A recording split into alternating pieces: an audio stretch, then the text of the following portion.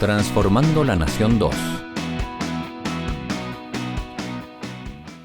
Buenos días, queridas hermanas, hermanos, amigas, amigos todos. Muchas gracias a mi hermano Polo González por esta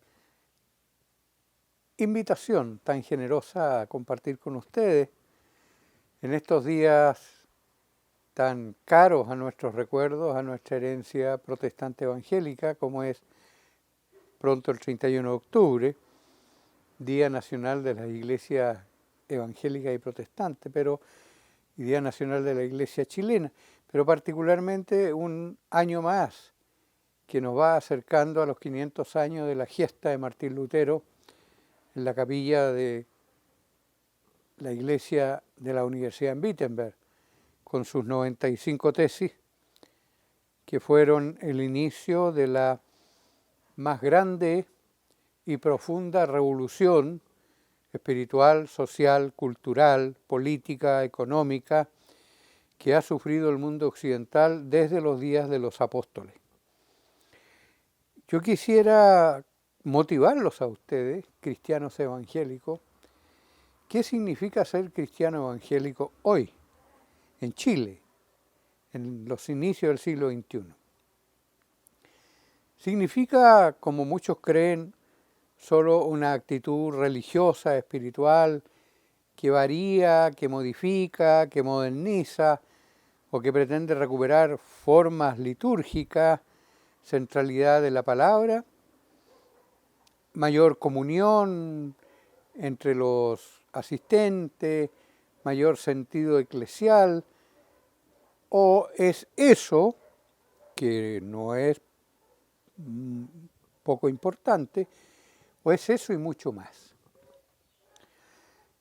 Si Dios lo permite y la salud me acompaña, porque estoy en un estado muy delicado aún, esperamos que pronto salga un libro que le he titulado La historia de la Iglesia Evangélica en Chile desde la pre-reforma hasta 1925. Y alguien dirá, ¿y por qué hasta 1925? Bueno, los historiadores decimos que no se puede hacer historia fidedigna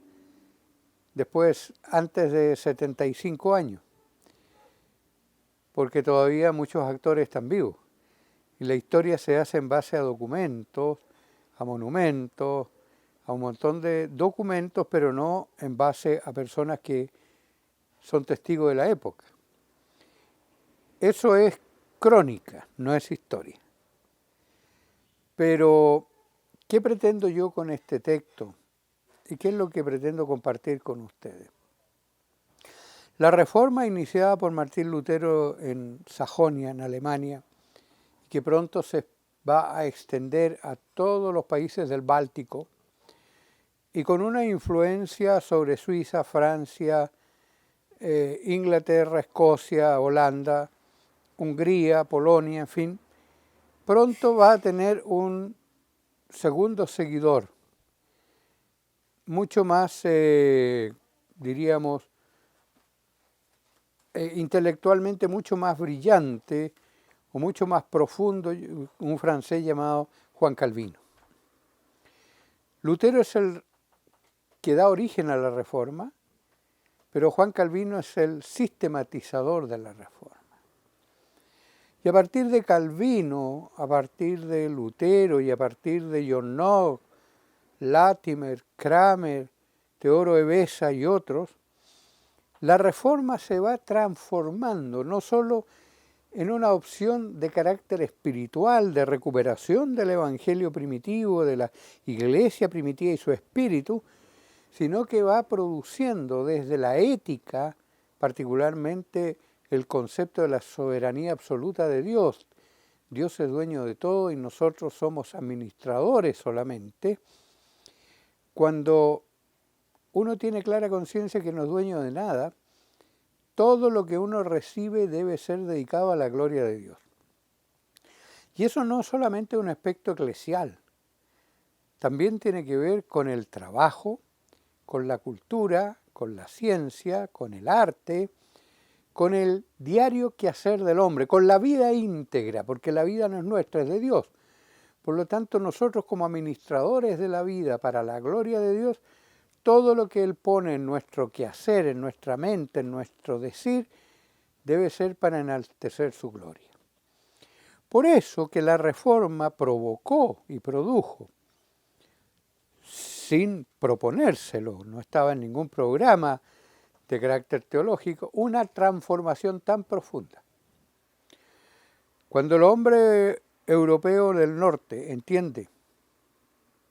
que Dios es dueño de nada y yo no soy dueño, Dios es dueño de todo y yo no soy dueño de nada, cambia la economía, cambian las relaciones sociales. Si ustedes se fijan, en los países protestantes no hay lucha de clase. No hay esa competitividad por aparecer como yo soy más que el otro. Hay fortunas, pero son fortunas que se manejan con sobriedad y con discreción. No son ricos que con su riqueza insolente ofenden al pobre. Las generaciones se preocupan de la educación, de hacer un trabajo bien hecho,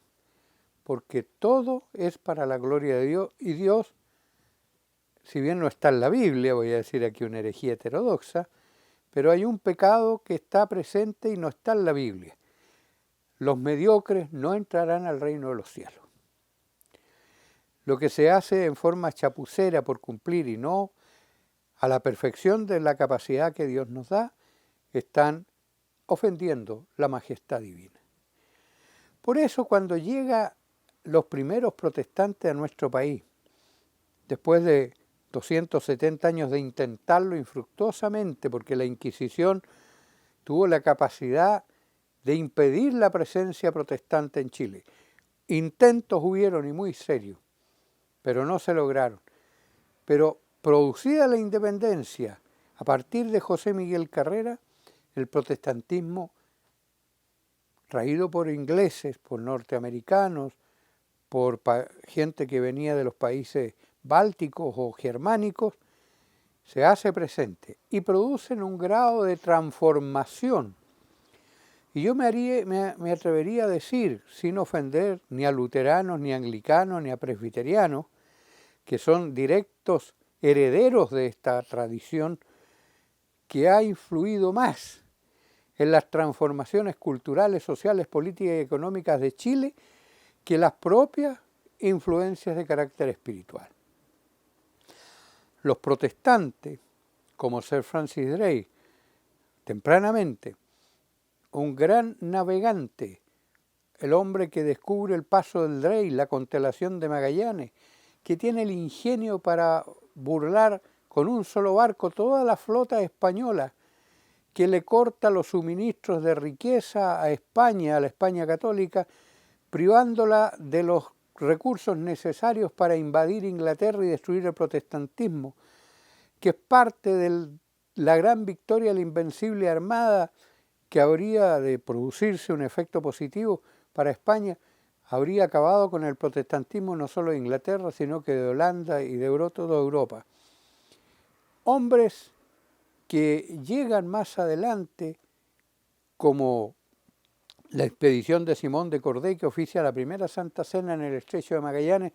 en agosto de 1599 y que sigue un viaje a Sumatra, Japón.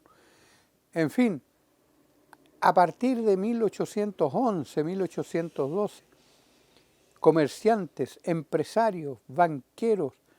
políticos, economistas, educadores protestantes, particularmente en Valparaíso primero, y colonos que con su arte, con su saber, van a modernizar el campo chileno en las zonas australes y en las zonas de lo que es hoy día la 10ª y 9ª región, van a ser también los inspiradores para crear bancos, los primeros bancos de este país, las primeras escuelas de carácter técnico industrial, las primeras bolsas de comercio, los ferrocarriles, el telégrafo, el alumbrado a gas, las órdenes para regular la navegación. Guillermo Wheelwright, es el primer extranjero que en América del Sur crea los primeros ferrocarriles, las primeras líneas de telégrafo. Abre el proyecto de unir Argentina y Chile con un tren a través de la cordillera.